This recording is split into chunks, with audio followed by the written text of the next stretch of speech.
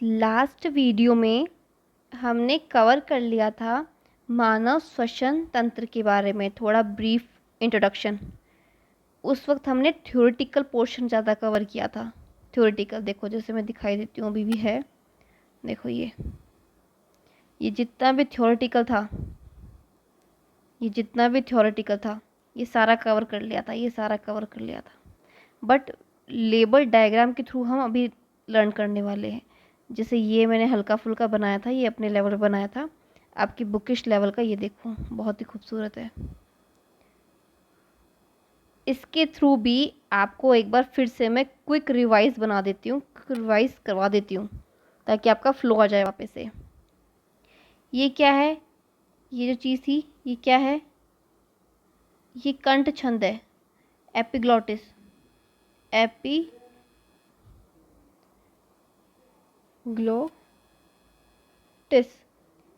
ठीक है। इसकी मदद से क्या होता है? इसकी मदद से ये होता है कि जो अपनी श्वासनाल है ना, उसमें खाना नहीं आएगा। अपनी जो श्वासनाल है, जब हम फूड ले रहे होते हैं, जब हम खाना खा रहे होते हैं, तो उस वक्त क्या होता है, ये जो एपिग्लोटिस है ना, अपनी श्वासनाल को उस वक्त के लिए, जैसे हम निवाला निगलते हैं ना, उस वक्त तो उसे बंद कर देता है। ठीक है, ताकि वो श्वासनाल में ना चला जाए। नेक्स्ट ये है कंठ। ये जो दिख रहा है, ये है कंठ, अपना स्वर जहाँ से निकलता है। ये जो लंबी सी नलिकाएं हैं, ये छल्ले नहीं, ये पीछे जो लंबी सी नलिका है, ये पूरी की पूरी, ये है श्वास नली। और इससे जो छल्ले ये बने हुए हैं, छल्ले से, ये उपास्थि के छल्ले हैं, जो क्या होते हैं, इन दोनों, ये जो वॉल है, इन दोनों को चिपकने नहीं देंगे ये छल्ले। फिर आगे जाके ये जो श्वास नली है, अब देखो आगे जो श्वास नली है ना, इस पे ध्यान दो। श्वास नली का मैंने बताया था कि ये किस में विभक्त होगी? ये होगी श्वसनिकाओं में। ये किस में विभक्त होगी? श्वसनिकाओं में। प्राथमिक श्वसनिका,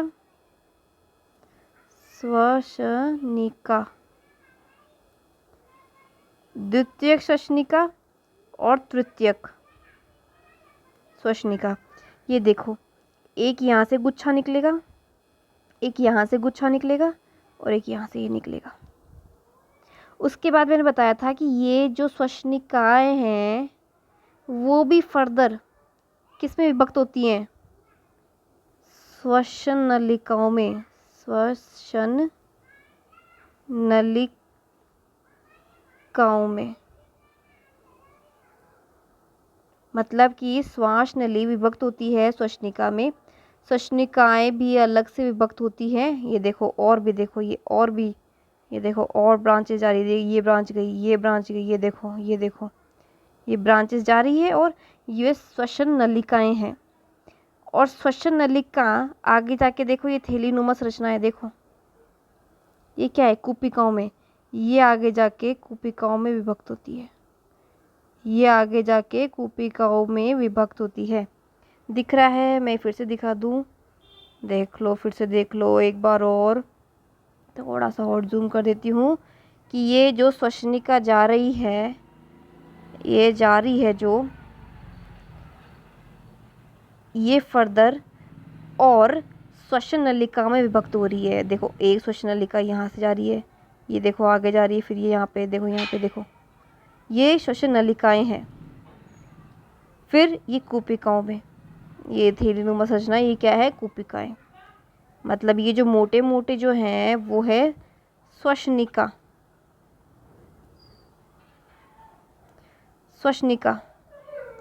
फिर उसके भी आगे ये क्या है? श्वसन नलिका।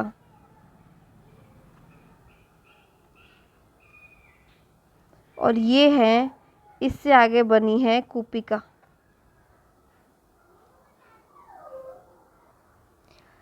अब देखो आगे, ये जो येलो येलो सी लेयर बनी है ना, इस लेयर का नाम क्या है? प्लूरा। ये आवरण है, ये कवरिंग है, किसकी? फेफड़ों की, लंग्स की, प्लूरा। देखो फुसफुसिए झिल्ली, ये देखो येलो वाली। और ये कितनी लेयर की है, एक लेयर ये रही और एक लेयर ये रही, ये द्विस्तरीय है।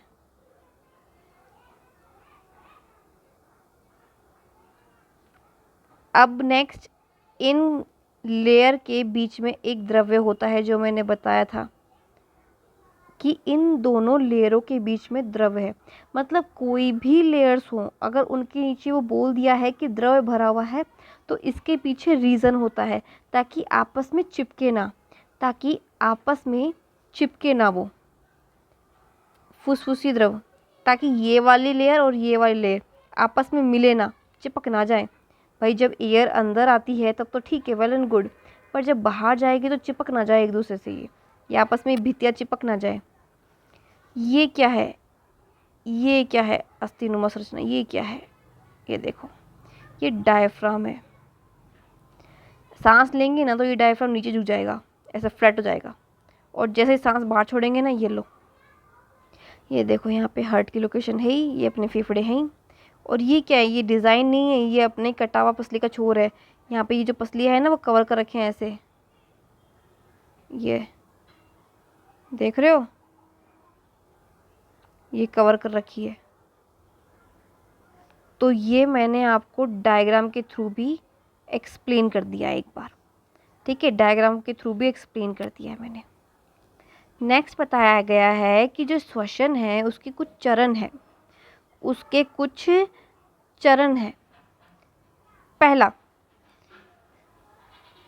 पहला क्या है कि जो श्वसन या फुफ्फुसीस संवातन है, जिससे वायुमंडलीय वायु अंदर खींची जाती है और CO2 से भरपूर कुपिका की वायु को बाहर मुक्त किया जाता है। कहना क्या चाह रहे हो भाई, ये कहना चाह रहे हैं कि वायुमंडल से वायु आ रही है, नासा द्वार के थ्रू अंदर आएगी।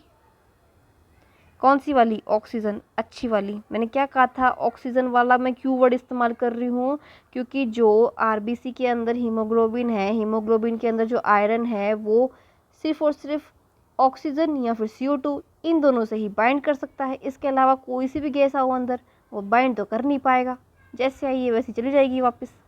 तो ऑक्सीजन आया अंदर, यहाँ पे ट्रैवल किया, श्वास नली, श्वास नली के बाद कहाँ आया, श्वसनिका, श्वसनिका से श्वसनलिका, फिर कूपिका, कूपिका तक पहुँच गया ऑक्सीजन। अब कूपिका के पास ऑक्सीजन पहुँच गया, तो कूपिका के पास CO2 भी तो है, तो वे लगे हाथ क्या करेंगे, जो CO2 होगा उसको कूपिका किसकी तरफ भेज देगी, श्वसनलिका की ओर। श्वसनलिका से कहाँ जाएगी, श्वसनिका की ओर। श्वसनिका से जाएगी श्वास नली की ओर, श्वास नली से वापस से बाहर निकल जाएगी। ये लाइन क्लियर हो गई क्या, मैंने पूरी बता दी, मैंने पूरी लाइन बता दी। नेक्स्ट, कूपिका झिल्ली के आर पार गैसों का विनिमय विसरण विधि द्वारा होता है। विसरण बोले तो डिफ्यूज़न, डिफ्यूज़न मैंने पहले भी टर्म की थी कि जो मॉलिक्यूल है, जो पदार्थ है या कोई गैस है, वो अपनी उच्च सांद्रता से निम्न सांद्रता की ओर गमन करेगा, निम्न सांद्रता की ओर गमन। मतलब कि कूपिकाओं में जब ऑक्सीजन कम होती है तो वो किससे लेगा, श्वसनलिकाओं से लेगा, ठीक है। अब अगर कूपिकाओं में CO2 ज़्यादा है तो ये किसको देगा, अब खुद के पास हो ज़्यादा है तो अपनी अधिक सांद्रता से कम सांद्रता की ओर, मतलब श्वसनलिका, श्वसनलिका से श्वसनिकाएँ, श्वसनिकाओं से श्वसनी नली, फिर उसके बाद बाहर निकाल देगा। और O2 कैसे अंदर आया, सबसे ज़्यादा होगा नासा द्वार में, फिर वहाँ से आएगा श्वास नली में, श्वास नली से आएगा श्वसनिका में, श्वसनिका से आएगा श्वसनलिका में, फिर आएगा कूपिका में। विसरण हुआ अपनी उच्च सांद्रता की से निम्न सांद्रता की ओर, मतलब मॉलिक्यूल है, यहाँ पे तो गैस है तो गैस लिख लो, गैसों का अपनी उच्च सांद्रता से निम्न सांद्रता की ओर गमन। यहाँ पे कूपिका का दे रखा है कि ये कूपिका की स्ट्रक्चर है। कूपिका में ऑक्सीजन कब आता है, जब बाहर ऑक्सीजन ज़्यादा है, अंदर आएगा। और कूपिका से CO2 बाहर कब जाता है, जब कूपिका के अंदर CO2 ज़्यादा है, तब। सिंपल। रुधिर द्वारा गैसों का परिवहन, अब इसकी तरफ से यहाँ पे देखो ब्लड की नलिकाएं जा रही है, ब्लड की नलिकाएं जा रही है। इस ब्लड में O2 भी है, CO2 भी है। इसमें अगर O2 ज़्यादा है तो वो किसकी तरफ आएगा, इसकी तरफ। और यहाँ पे CO2 ज़्यादा है तो ये ब्लड में घुल जाएगा, ये लो। और ये ब्लड लंग्स के पास भी जाता है, लंग्स के पास जाता है, ठीक है। वहाँ जाके क्या करेगा ये जब लंग्स के पास जा रहा है, ये कुपिकाएँ वहीं तो है, लंग्स के अंदर ही तो है। तो लंग्स के अंदर क्या है, ये रक्त प्रवाह हो रहा है कि नहीं हो रहा है। तो यही तो काम करेगा कि अपने साथ जब ये ऑक्सीजन वाला रुधिर लाएगा तो ये कुपिकाओं में दे देगा, या फिर मान लो CO2 ला रहा है तो ये कुपिका में दे देगा। और कुपिकाएँ क्या करेगी, यहाँ से श्वसन नलिकाओं को दे देगी, श्वसन नलिकाओं से श्वसनिकाओं को दे देगी, श्वसनिकाओं से श्वास नली को दे देगी, फिर श्वास नली के बाद नासाद्वार से बाहर निकाल देगी। बस। अगर O2 श्वसनिका के पास ज़्यादा हो गया तो ये क्या करेगी, श्वसनिका क्या करेगी, O2 रक्त में छोड़ देगी, ये लो जी रक्त। और ब्लड जहाँ जहाँ जाएगा वहाँ वहाँ ऑक्सीजन पहुँच जाएगा, सिंपल। रुधिर और ऊतकों के बीच O2 व CO2 का विसरण। विसरण मतलब डिफ्यूज़न, मतलब कि जिस ऊतक को ऑक्सीजन की ज़रूरत है, रक्त उसको ऑक्सीजन दे आएगा, क्योंकि रक्त के पास ऑक्सीजन ज़्यादा होगा तभी तो वो ऊतकों को देगा। और ऊतक क्या देंगे, अगर ऊतकों के पास ज़्यादा अमाउंट में CO2 है तो वो क्या करेंगे, वो रक्त में छोड़ देंगे कि ले जा भाई, बहुत ज़्यादा है हमारे पास, बहुत ज़्यादा है हमारे पास। नेक्स्ट, अपचयी क्रियाओं के लिए कोशिकाओं द्वारा O2 का उपयोग और उसके फलस्वरूप CO2 का उत्पन्न होना, ये हम बाद में पढ़ेंगे, ये अभी नहीं, ये बाद में चैप्टर में आएगा, तब इलेबोरेट में पढ़ेंगे कि O2 का इस्तेमाल कर लेते हैं और CO2 कैसे उत्पन्न करते हैं। चलिए अब शुरू करते हैं श्वासन की क्रियाविधि। श्वसन की जी, श्वसन की। अंतःश्वसन क्या होता है, अंतःश्वसन मतलब श्वास लेना, निःश्वसन मतलब श्वास को बाहर निकालना। वायु लेना अंतःश्वसन और वायु को बाहर की ओर निकाल देना निःश्वसन, ठीक है। इसको हम डायग्राम के थ्रू भी समझेंगे और फ्लो चार्ट के थ्रू भी समझेंगे, ठीक है। पहले किससे समझना चाहेंगे, देखते हैं, पहले डायग्राम के थ्रू कि फ्लो चार्ट के थ्रू। ये डायग्राम दिया हुआ है, पहले डायग्राम कर लेते हैं, फिर यहाँ पे पास में बाजू में फ्लो चार्ट बना दूंगी। वायु का फेफड़ों में प्रवेश, डायरेक्ट यहीं से ही बात कर रहा है ये, नासाद्वार वासाद्वार इंक्लूड नहीं किया है। जैसे ही वायु का फेफड़ों में प्रवेश होगा, ये देखो प्रवेश करते हुए दिखा रहा है कि नहीं, देखो अच्छे से देखो, मैंने जूम कर दिया। वायु का फेफड़ों में प्रवेश हो रहा है। वायु से यहाँ क्या तात्पर्य है, ऑक्सीजन। कहाँ आई, फेफड़ों में। तो क्या हुआ, यहाँ का आयतन जैसे ही गैस भरेगी तो वक्ष का जो आयतन होगा ना वो थोड़ा सा वृद्धि कर जाएगा। नोटिस करो, जब सांस लेते हो तो अपना जो चेस्ट है वो थोड़ा सा फूला हुआ फील होता है, फूला हुआ फील होता है। जैसे ही इसमें ऑक्सीजन आएगी, O2 आएगा तो ये दबाव डालेगा इस पे, ठीक है। जैसे जैसे गैस भरेगी तो वो उस पे दबाव डालेगा, इनकी दीवारों पर।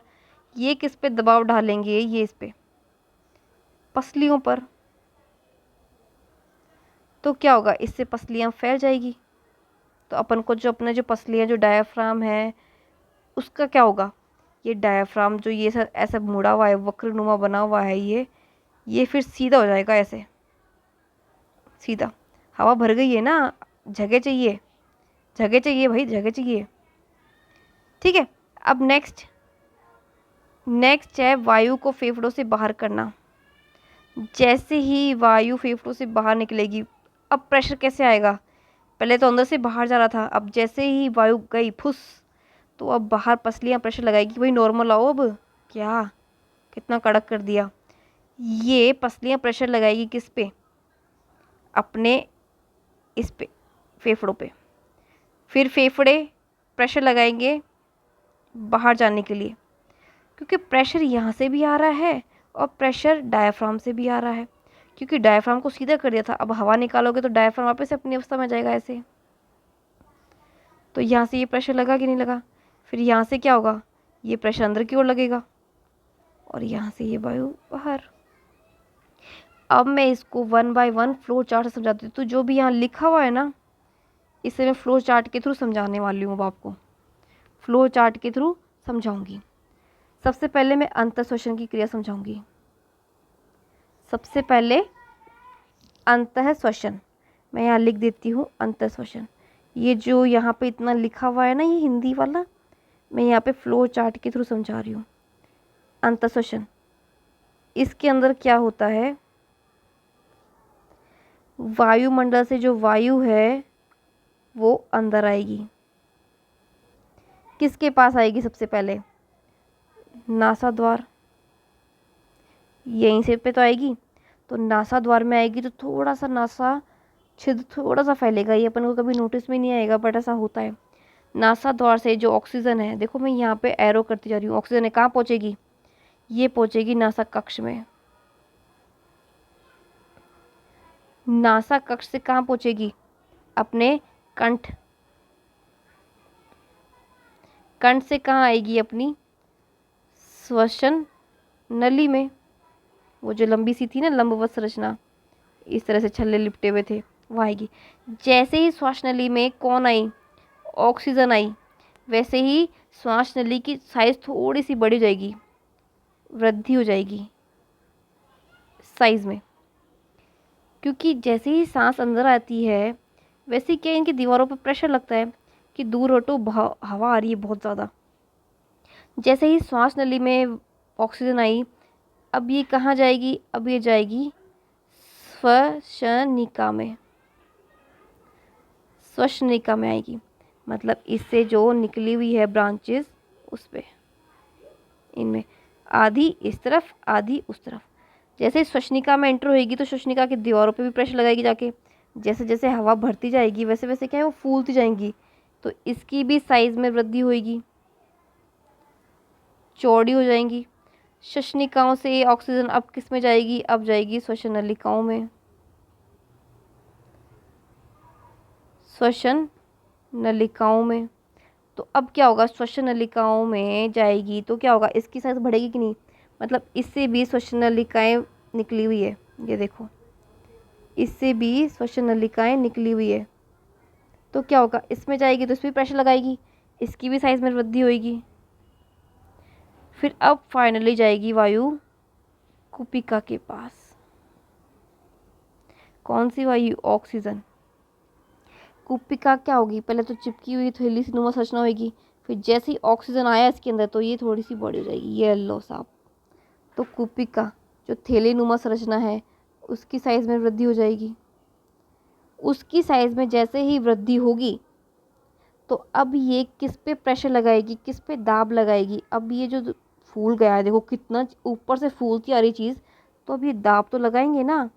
वही श्वसनली इस पे दाब लगा दिया, श्वसनिका पे, श्वसनिका ने दाब लगाया श्वसनलिकाओं पे, श्वसनलिकाओं ने दाब लगाया कुपिकाओं पे, कुपिकाएं दाब लगाएगी। जो फेफड़ों की जो दीवारें होती है ना, जो फेफड़ों की जो वॉल होती है, जो भित्ती होती है, जो झिल्ली होती है, तो ये फेफड़ों पे दाब लगाएगी, फेफड़ों पर दाब।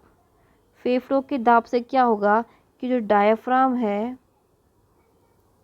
डायाफ्राम है वो क्या हो जाएगा, सीधा हो जाएगा, जो कि वक्रनुमा संरचना थी।